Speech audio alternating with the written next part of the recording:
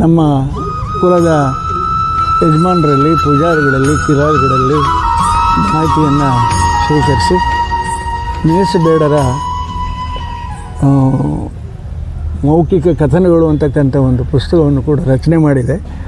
ಆ ಒಂದು ಅನುಭವದ ಮೇಲೆ ನಮ್ಮ ಚಳ್ಳಕೆರೆ ಕ್ಷೇತ್ರದಲ್ಲಿರ್ತಕ್ಕಂಥ ಕಲಿಯುಗ ಕಾರುಣ್ಯ ಪುರುಷ ವೆಂಕಟೇಶ್ವರನ ಪರಮ ಭಕ್ತ ಶ್ರೀ ಹೆಗ್ಲೂರು ಪಾಪಯ್ಯನ ಬಗ್ಗೆ ಕೆಲವೊಂದು ಮಾಹಿತಿಯನ್ನು ಹಂಚ್ಕೊಳ್ಬೇಕು ಅಂತಕ್ಕಂಥ ಉದ್ದೇಶದಿಂದ ನಮ್ಮ ಪ್ರಕಾಶ್ರವರ ಒಂದು ಒತ್ತಾಯಕ್ಕೆ ಇವತ್ತು ಹೋಗೊಟ್ಕೊಂಡು ನಾವು ಸನ್ನಿಧಾನದ ಸಮೀಪದಲ್ಲಿ ಈ ಮಾಹಿತಿಯನ್ನು ಕೊಡಲಿಕ್ಕೆ ಹೇಳ್ತಾ ಇದ್ದಾರೆ.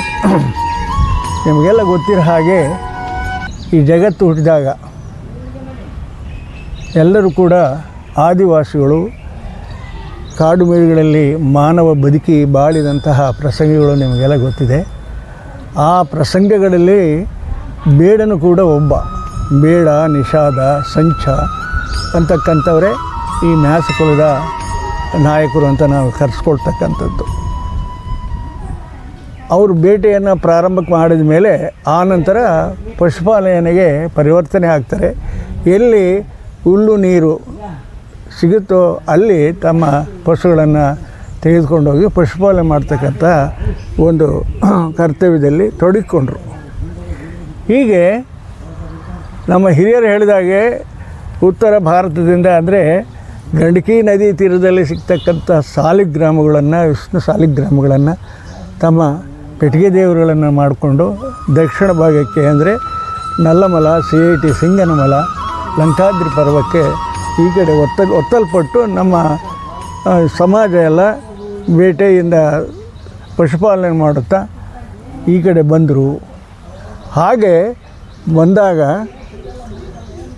ನಮ್ಮ ಯುಗಗಳಲ್ಲಿ ನಿಮಗೆ ಗೊತ್ತಿದೆ, ಸತ್ಯಯುಗ, ತ್ರೇತಾಯುಗ, ದ್ವಾಪರ ಯುಗ. ಈ ದ್ವಾಪರ ಯುಗದ ಕೊನೆಯಲ್ಲಿ ಶ್ರೀಕೃಷ್ಣನ ಅಂತ್ಯ ಆಗುತ್ತೆ.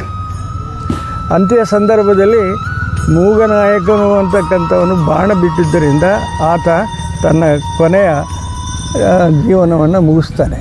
ಆ ಸಂದರ್ಭದಲ್ಲಿ ಮೂಗನಾಯಕನಿಗೆ ಶ್ರೀಕೃಷ್ಣ ಪರಮಾತ್ಮ ತನ್ನ ಸಕಲ ಸಂಪತ್ತು ಗೋವುಗಳೇನಿದ್ದು ಅವುಗಳೆಲ್ಲವನ್ನು ಆತನಿಗೆ ಹಸ್ತಾಂತರಿಸಿ ಇವುಗಳನ್ನು ನೀನು ನಡೆಸ್ಕೊಂಡೋಗಪ್ಪ ಅಂತಂದು ಆಶೀರ್ವಾದ ಮಾಡ್ತಾರೆ. ಅಂದಿನಿಂದ ನಮಗೆ ಈ ವಿಷ್ಣು ಕಂಪಳ ಹಸುಗಳು, ಪಶುಗಳನ್ನು ನಮ್ಮವರು ಕಾದರು. ಆ ಹಸುಗಳ ಮಂದೆಯನ್ನು ಕಾದಿದ್ದಕ್ಕೆ ಮಂದ ಅಂತ ಕರೆದರು.